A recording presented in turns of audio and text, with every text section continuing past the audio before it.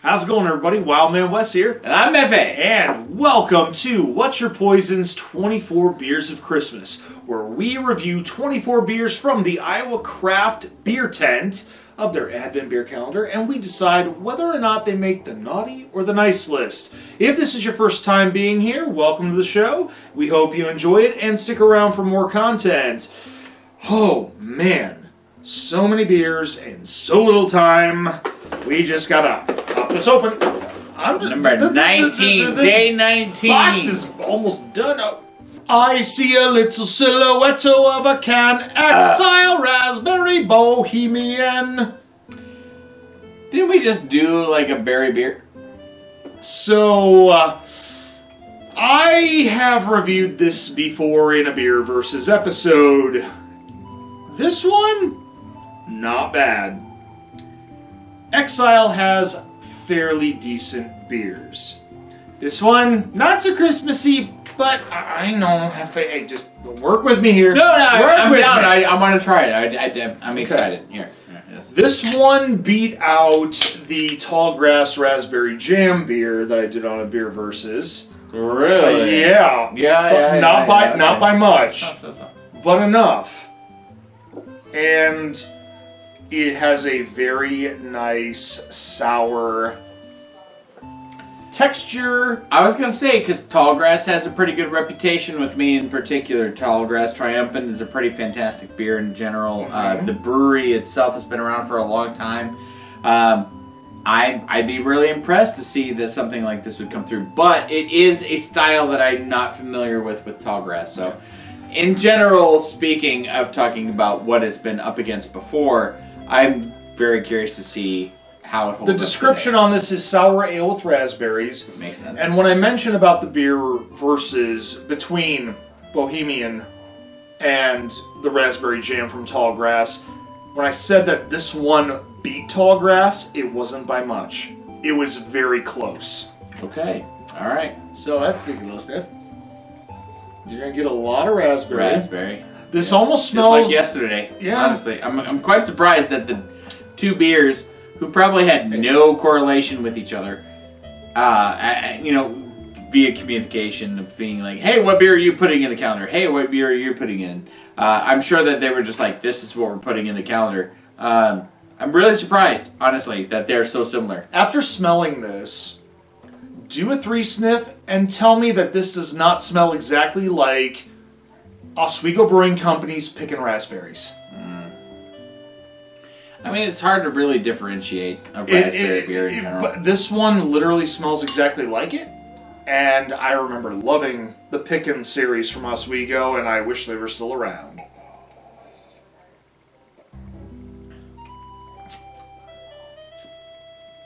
Definitely more sour. Yep. Definitely a kettle style. Definitely more sour. Dang. Bohemian, but does it say that it wants to be a sour? Just says sour ale with raspberries. Yeah, no, it does say sour ale with raspberries. Straight into the point. So, I will say this. Compared to the last beer we had, which said it was sour, and it wasn't really sour, it's just more tart. This one is sour. So, the sour ale will hit you on different taste buds than a typical just tart ale. Tart hits the front of the tongue. Sour hits the back of the tongue. So the back of the tongue by your molars is really where you're going to feel the sour ale or sour yeasting, if you will. This one definitely hits that mark. The one we did yesterday was definitely not on the same page, if you will. It was still a good tasting beer. It still had a good sour to it, and it was nice. It's a very strange contrast because even though I say this is definitely more sour, I still say nice. Like, it's a nice beer. And it's probably because there's no satisfaction unless you're going for a sour beer in the first place. If I were to say, I'm coming to a brewery or I'm sitting down at a place and I really want a sour beer, this is going to be a good beer. Like, you're going to be like, all right, cool, yeah. I mean, like, it's pink, it's tart, it's sour, perfect. I would say in comparison to yesterday, which is the only reason why I'm bringing this up from yesterday's review, is because of how similar it is to yesterday's beer. But whereas yesterday's was just tart, this is tart and sour. So the kettle souring definitely had more of an effect. The yeasting definitely had more of an effect. So I would say it's still a very nice beer. If you're going to say, hey, what sours do you have? This is the sour I have. It's really good. Honestly, if I was a sour drinker, absolutely. Yeah, I agree. And I'm going to agree with you and say, nice. I enjoy a good sour. I enjoy a good kettle sour.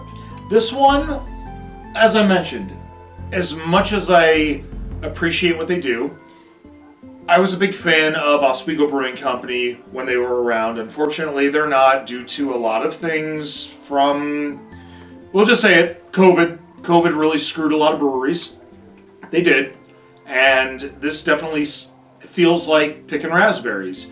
Not a bad thing. And it makes me miss the picking raspberries. But I still appreciate what Exile did. So, nice. Very nice. Well, now that I've gotten that little moment of missing and reminiscing out of the way, it's time to talk about a movie review. Hefe and I haven't done one for a bit because I've been going back and forth from Indiana to Iowa, and I appreciate your patience with me.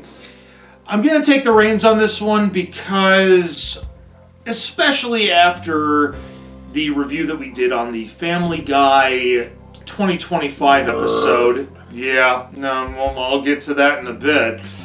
Today's movie review is on 2006's Santa Baby.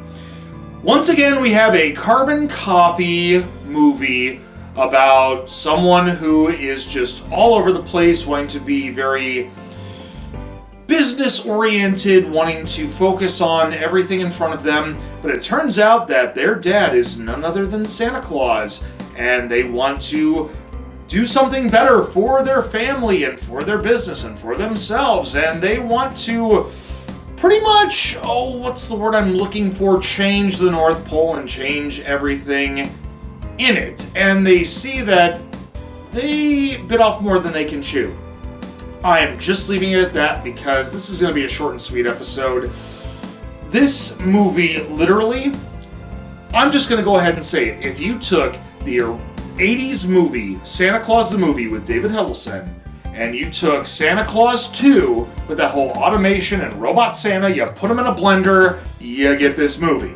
Not just that, the acting, so deadpan that the dinner was undercooked. Thank you, Gordon Ramsay. It was so bad.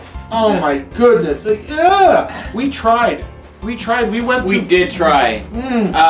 It's unfortunate that one of those stories kind of gets through because they just say, hey, we're going to make this Christmas movie. It's, we don't have a really great writer, but we're going to attach a somewhat known name to it. Just so happens to be Jenny McCarthy, and Santa played by George Wendt. Unfortunately, in this situation with the North Pole, nobody's going to know your name. There's no redeeming quality of this film, unfortunately. And it's exactly what you would expect from the first 15 minutes of the film. You knew what you were going to get. And you knew what the film ending was going to be, even without seeing it. You're just like, oh, she's going to realize the wrong of her ways. She's going to listen to her dad. And then everything's going to be okay. This movie is Halloween Town for Christmas. And Halloween Town was good, damn it. Which is funny, because some of the actors from this movie were from that movie. And the sequel. So that just works out that way. But, not just to mention, the elves were not even played by people of smaller stature. Absolutely not. What happened? Could they not afford Peter Dinklage? Oh, wait, I can't say that because... They weren't even considered. They were played by a bunch of small Italian men. Period. Yeah. It's weird. I mean, it was weird to watch. Yeah. At least we got the actress from Black Sail. Yeah. Oh, stop! Don't no. Jessica Parker. Okay, so Jessica Parker is a fantastic actress, but she played one of the elves, and she was very prominent. But all I could think about was her and Black Sails, and I'm like, I'm just saying that was only the redeeming quality. They were like 10 years apart as they get that. They were 10 years apart. She was doing a little elf in this one, and then she was playing a brothel lady getting in the middle of the street in black sails. Progress. But I love her. She's awesome. A really good actress. And we tried watching just for the fact that she's good at performances, and unfortunately everybody else's performances just...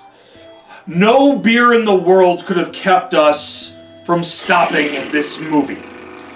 That being said, grade-wise, F. Absolutely the worst. I mean, no. Yeah, D-. Man. D-, just because Jessica Parker's and they kept saying about, oh, you haven't been here for 6 years. No, it was 4 years. The math ain't mathing in this one. The math ain't mathing.